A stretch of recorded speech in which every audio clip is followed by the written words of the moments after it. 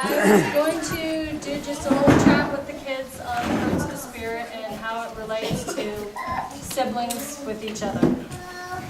So I was going to have Sean start by reading Galatians. Chapter 5, verses 14 to 26. I have a mic. This one's still on now? It's supposed to be green. Hello. John. But the fruit of the Spirit is love, joy, peace, long-suffering, gentleness, goodness, faith, meekness, temperance. Against such there is no law. Okay. A lot of people here have a lot of kids in there. If they're anything like my kids, they're all perfect and they all behave and they get along and they don't fight and they don't squabble, right? Right, Zeke? Yes? No comment there, Kimberly.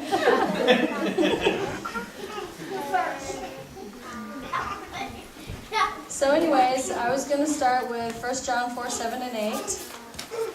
And, beloved, let us love one another. For everyone that loveth God is born of God and knoweth God. He that loveth not knoweth not God, for God is love.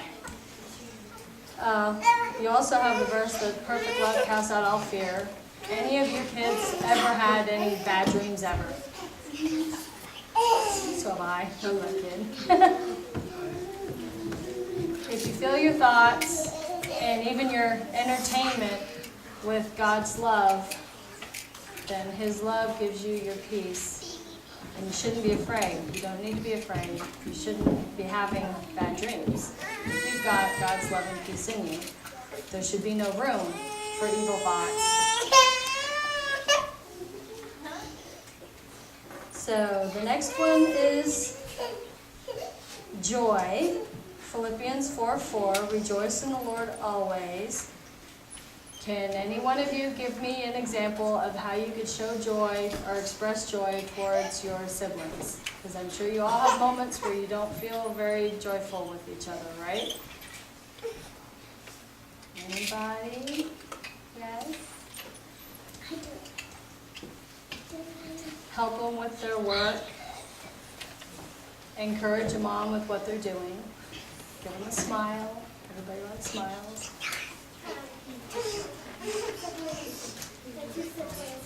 Except for me.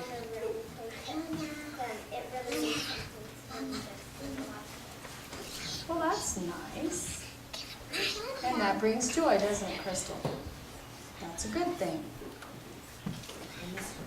Okay, peace. John 14:27. Paraphrasing more or less, not as the world gives, but as I give, peace I give unto thee. If we look for God's peace, and then it provides peace between the siblings, a quietness and love, a mutual respect for each other.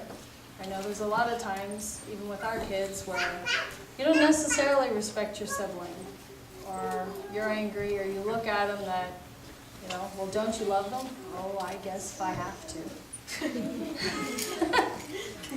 That doesn't exactly show a lot of peace. It doesn't provide quietness, it provides more agitation and annoyance. So if you do like Crystal, then you play or help entertain. That provides joy. That in essence then brings peace, because then they're happy and quiet. Inside. Not just outside, but inside, how you feel inside. Long suffering. Now there's a good one that parents have to acquire when they have kids. And children don't always like to acquire when they have siblings. And then Kathleen's shaking her head no. Oh. Any of you very good in the art of long suffering? Has anybody ever built anything and had someone come along and whack it down or break their stuff? Did you show peace and long suffering, or did you get annoyed and upset? What's your first reaction? Well, answer.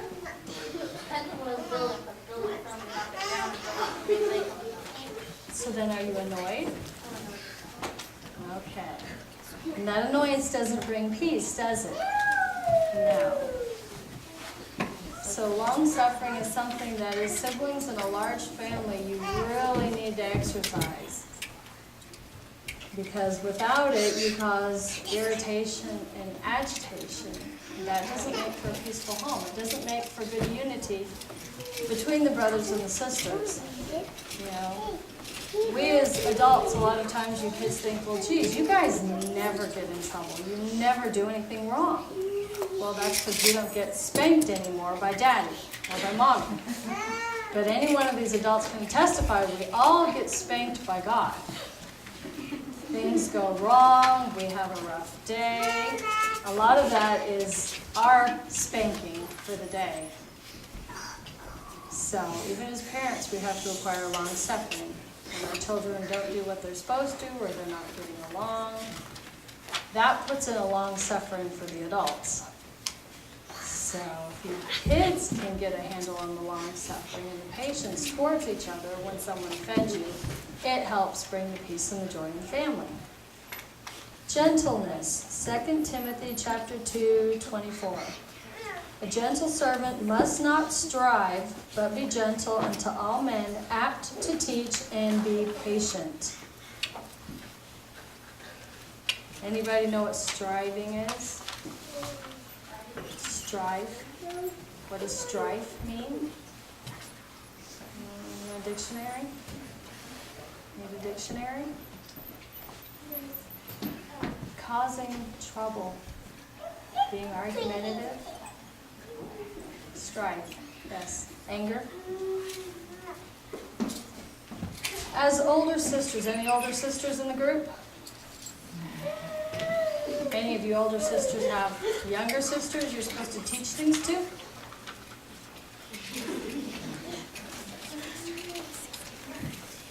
Patient and apt to teach for gentleness. You ever try teaching them something and they're just like totally not getting the message? Which makes you upset and you're trying to teach them and they're not getting it and they're becoming more annoying by the moment? I know that happens in our house. You can't get your message across to your younger brothers and sisters unless you do it with gentleness. The more upset and frustrated you get, the more they get at you, and then it's back and forth. And you don't teach, and they can't learn. And that's something that I know kids in general have a really tough time with. Mama, you have a big kid asking a question. Yes. Teaching autistic children is another one that really tries to teach. I will attest, I probably do not have the patience for that one. It's very interesting too when you're teaching them and they don't get it, so you try to come at a different angle. So it really tries your patience. And that's really gentle. That's just the whole thing, the whole gentleness and the peace and the joy. If you can't get it to them in this method, you need to try to figure some other way of getting your point across, but it has to be with gentleness. Or they're just not going to listen. So that's something I know little people in general need to work on. And the other thing is, even when you're correcting your siblings, you know, you have to scold them for something because you're in charge of them and they're doing something wrong and they all need discipline. You can either do it with anger in your voice and then they get mad at you, or you can do the same correcting with gentleness in your tone and firmness with love and even joy in trying to guide them in the right path, and they will respond better than if you guys do it by just yelling at them. Has anyone in the group ever said, "Man, you're just not doing anything I say today"? About that. But if the truth were known, haven't they done something that you asked them to?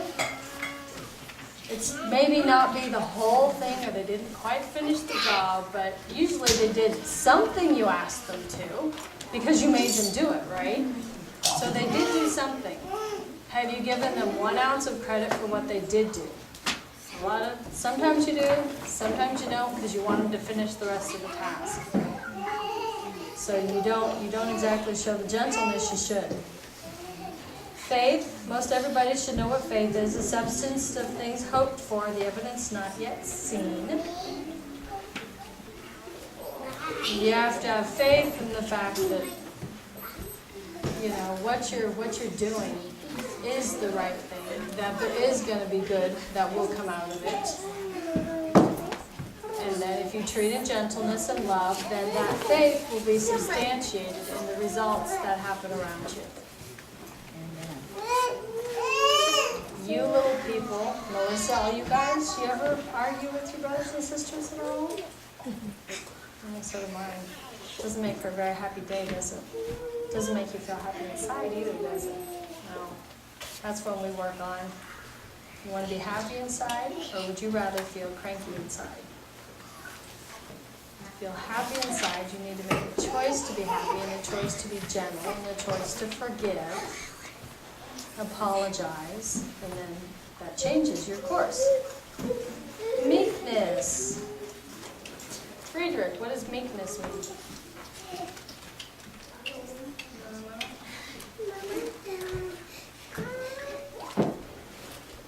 Well, if you're not stuck up and snotty and I'm better than you are. Yes. You answer the question. If you ask, am I trying to answer? You're way over there. I'm not looking at you. Come over here. Okay, what does meek mean? Humble and kind and patient. And plentiful and long suffering. Yeah, it does.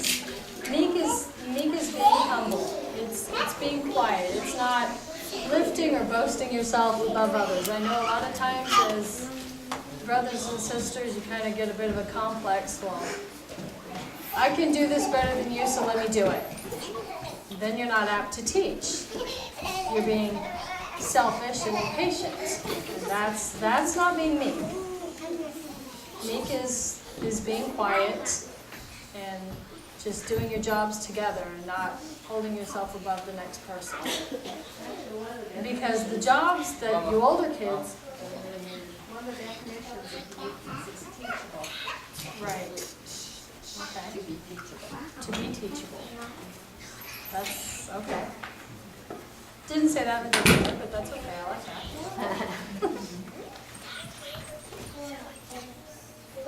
So... I have a little point, kind of like a little motto or that I like to use. A teacher is not a teacher unless he is willing to learn. Boy, and that's a true statement. Because a lot of times when you're doing the teaching or doing the advising, all of a sudden you look at yourself and going, wow, did I take that lesson to heart myself?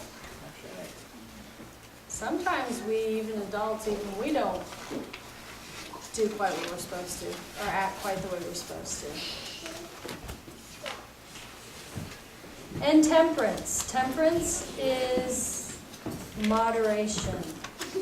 To do things in moderation, not getting too wild or extravagant, to keep it sensible, to be careful about what you're doing.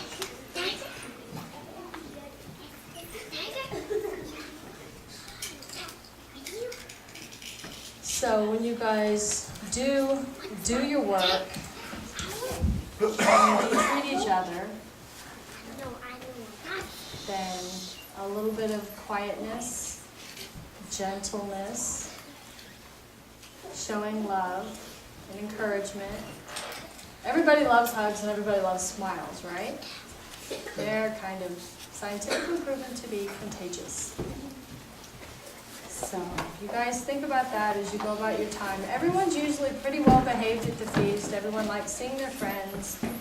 But I know a lot of times when we break off and we all go back home into our own realms, that a lot of times then the kids aren't happy. They get kind of cranky because they've had a long week and they're overtired. You don't want to go back home. You don't really want to go back into the local grind of doing your daily duties. It's kind of been a vacation. So if you keep in mind your fruits of the Spirit and try and specifically roll them around your head and apply them when you get home, then it it just generally makes your life overall better and happier, right? So, that was all I had to say. So, we'll have a chat with the kids.